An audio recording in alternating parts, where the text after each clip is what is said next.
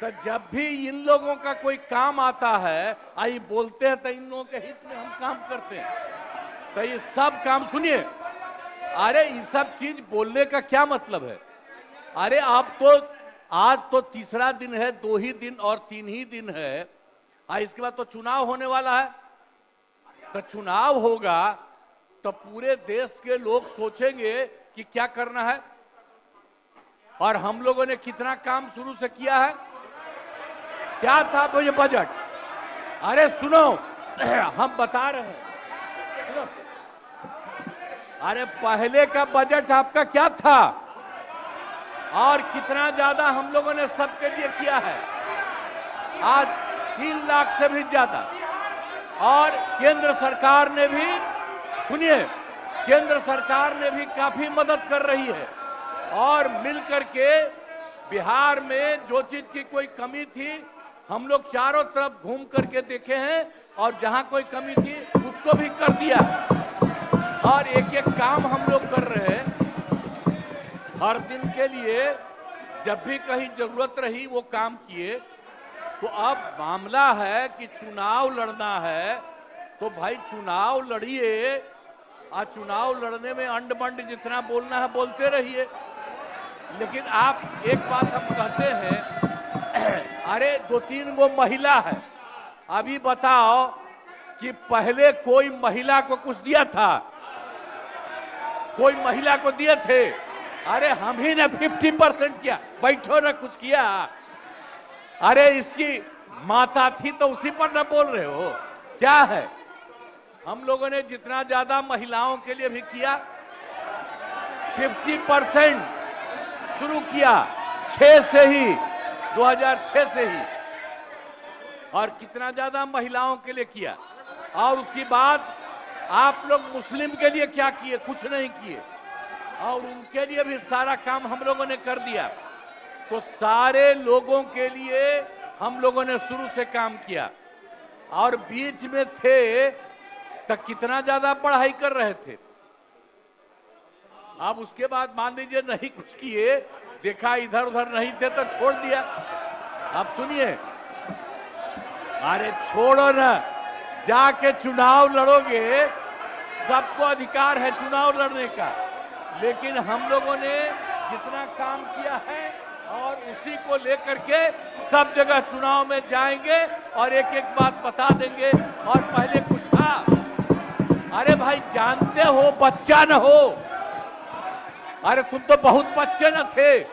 अब जानते हो पटना शहर में भी शाम में कोई निकलता था, कोई शाम में घर से बाहर जाता था, कहीं जाने का रास्ता है। ये जितने पत्रकार हैं इन लोगों को भी हम कहेंगे कि पहले क्या बुरा हाल था, और 6 से हम लोगों ने जो काम किया, ये दोनों चीजों को याद रखिए। हम कहेंगे अब क्या जरूरत है? अरे अपना अरे हाउस में ये हाउस है, अब फिर जो चुनाव होगा तो सब हाउसे में जो रहेगा। अब जो भी देश की जनता जिसको भी जिताएगी, जो भी होगा। तो इसीलिए इन दिनों इतना ज्यादा आप लोगों को बेमतलब का नहीं करना चाहिए। तो संजय जी बैठिए। कहेंगे कि भाई अभी जो आपका है, हर किसी से जिनका जो चुनाव कराइए वही चीज, हम तो यही कहेंगे। अब अननेसेसरी कोई करने की कोई जरूरत नहीं।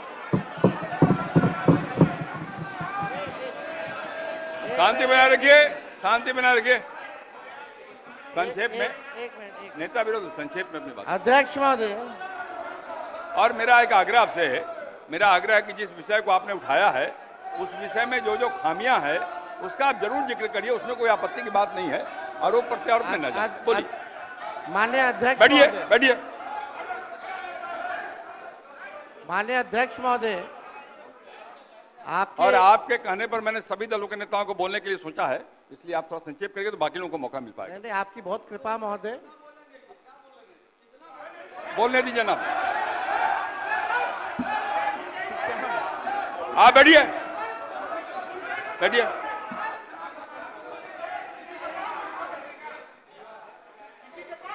वीरेंद्र जी सुना मेरी आप काम करना चाहिए था, वो ये काम नहीं कर रही। इसका हम इस सदन में हम खंडन करते हैं और ये सच्चाई है महोदय। मतलब चुनाव आयोग का ये कहना है कि हम जो है कंप्लेंट मिला कि बाहरी वोटर आ गए हैं या बाहर के अंदर आ गए हैं, ये उनके न्यूज के सूत्रों से मिला। शर्म की बात है कि अभी भी इतना बड़ा ड्राइव एसआईआर का चल रहा है और इलेक्शन कमिश्नर अब तक जो है प्रेस कॉन्फ्रेंस करके अपने पक्ष को नहीं रखे हैं और सूत्रों से खबर मिलती रही है। 2003 में ये ड्राइव हुआ था महोदय, जब अटल जी की सरकार थी। उस समय 1 से 2 साल लगा था इसको करने, और अब ये जाकर के हो रहा है। यानी इन बीच में 2025 और 2003 के बीच में कई चुनाव हो गए। यानी हम मान लें कि नीतीश कुमार जी मुख्यमंत्री बने हैं तो वो फर्जी मुख्यमंत्री बने हुए हैं। अगर नीतीश मोदी जी का चुनाव हुआ तो वो फर्जी मुख्यमंत्री बने हुए, या हम जितने विधायक हम भी चुन करके आए हैं तो वो फर्जी वोटर से बात ही बोल रहा है। अरे काहे के लिए बोल रहे हो? जब उम्र तुम्हारा कम था, तुम्हारे पिताजी 7 साल मंत्री थे और उसके बाद तुम्हारी माता 7 साल मंत्री रही, आज तुम मुख्यमंत्री रहे। और उसके बाद क्या उस समय की स्थिति है? अगर चाहोगे तो पहले क्या था और उसके बाद से जब 20 साल हुआ, हम तो 9 महीना नहीं भी रहे, हमने दूसरे को दे दिया। और सारा का सारा बीच में 1.5 साल आप लोगों को भी किया, लेकिन आप लोग भी ठीक नहीं कर रहे थे तो छोड़ दिया। अब हम लोग जो साथ में रहे शुरू से, अब उन्हीं के साथ सब दिन रहेंगे। और देखिए, लोकसभा में केंद्रीय मंत्री अश्विनी वैष्णव ने भी बिहार को लेकर के बयान दिया है। क्या कुछ कहना है उनका, सुनिए आप।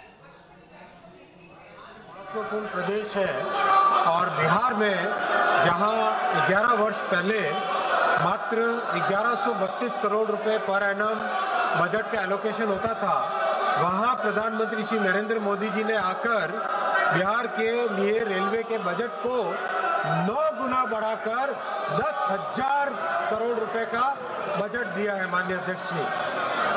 और ऐसे ऐसे प्रोजेक्ट जो कि कई वर्षों से लंबित थे, उन सब प्रोजेक्ट्स को प्रधानमंत्री श्री नरेंद्र मोदी जी के नेतृत्व में बिहार की जनता के बहुत पुराने जो लक्ष्य थे, पुरानी आकांक्षाएं थी, उनको पूरा किया। मुंगेर और पटना पे नए ब्रिज बने। कोसी जो कि श्रद्धेय अटल जी ने अप्रूव किया था, उसको आज प्रधानमंत्री श्री नरेंद्र मोदी जी ने कंप्लीट किया। देखिए माननीय अध्यक्ष जी, आखिरकार तो प्रोजेक्ट को आरंभ करने वाले भी एनडीए और कंप्लीट करने वाले भी एनडीए। तो बिहार की जनता के प्रति न्याय केवल एनडीए ही कर सकता है, ऐसा बहुत स्पष्ट है। माननीय सांसद महोदया ने जो विषय लिया है सीतामढ़ी से सीवर प्रोजेक्ट का, इसके बारे में मैं आपको बहुत आनंद के साथ बताना चाहूँगा कि जो बागमती नदी पे ब्रिज बनना है, उसका टेंडर हो गया है, जो कि बेकुली धाम शिवर में उसके लिए बहुत महत्वपूर्ण प्रोजेक्ट है। जमीन के अधिग्रहण के लिए 262 करोड़ रुपए जमा हो चुके हैं और काम बहुत अच्छा तेजी से चल रहा है। माननीय अध्यक्ष जी, बिहार में और भी बहुत अच्छे काम हुए हैं। 98 स्टेशंस का पुनर्विकास किया जा रहा है। 8 वंदे भारत चल रही है, 5 अमृत भारत गाड़ियां चली है, 1 नमो भारत गाड़ी चल रही है, 218 फ्लाईओवर और अंडरपासेस बने। माननीय अध्यक्ष जी, बिहार के प्रति रेलवे का संपूर्ण दायित्व है और बहुत तेजी से उसमें काम कर रही है। जो सही व्यक्ति है वो छूटना नहीं चाहिए और जो गलत है वो जुड़ना नहीं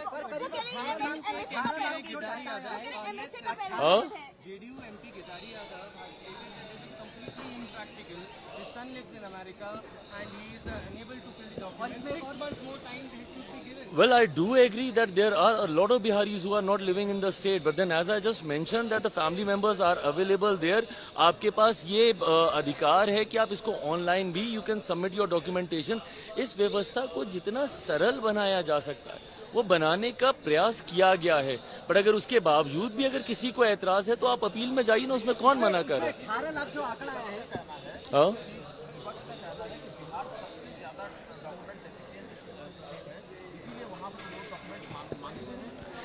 भाई आज नहीं तो कल इस प्रक्रिया को आपको अपनाना ना होगा। कब तक आप बिना डॉक्यूमेंटेशन के आप रहिएगा?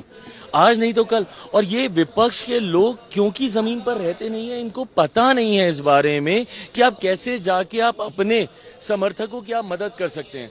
अगर चुनाव आयोग की तरफ से BLO को अधिकृत किया जाता है तो वहीं हर राजनीतिक दल, मैं भी एक राजनीतिक दल का एक अध्यक्ष हूं, हम लोग की तरफ से भी BLAs को अपॉइंट किया जाता है, बूथ लेवल एजेंट्स को अपॉइंट किया जाता है, जो हर चुनाव में मदद करते हैं हमारे मतदाताओं की उनके डॉक्यूमेंटेशंस को कंप्लीट करने के लिए। आज की तारीख में अगर मेरे पास कोई ऐसी शिकायत आती है तो मेरे पास मेरे BLAs हैं उस शिकायत को एड्रेस करने के लिए। आपके कार्यकर्ता अगर जमीन पर नहीं जाते तो ये शिकायत फिर आपके मतदाताओं को संभवतः आपसे हो सकती है। 18 लाख जो है, जो डाटा है, 18 लाख जो लोग हैं वो मर चुके हैं, फिर भी उनका वोटर लिस्ट में नाम था। हालांकि विपक्ष लगातार इसको लेकर हंगामा कर रहा है कि वोटर जो लिस्ट है वो काटे जा रहे। तो जाए तो अरे प्रभु, ये शिकायत विपक्ष ही सबसे ज्यादा करता रहा है कि जो मर गए हैं उनका नाम है, जो जीवित हैं उनका नाम नहीं है, जो व्यक्ति है उसका 2-2 बार नाम है, उसका 3-3 बार नाम है, डुप्लीकेसी ऑफ द वोट। ये सारी शिकायतें विपक्ष निरंतरता में हर चुनाव के बाद करता रहा है। और आज जब उनकी शिकायत को एड्रेस किया गया है चुनाव आयोग के माध्यम से तो उनको उस पर भी शिकायत है। तो छिट भी आपकी, पट भी आपकी नहीं चलेगा।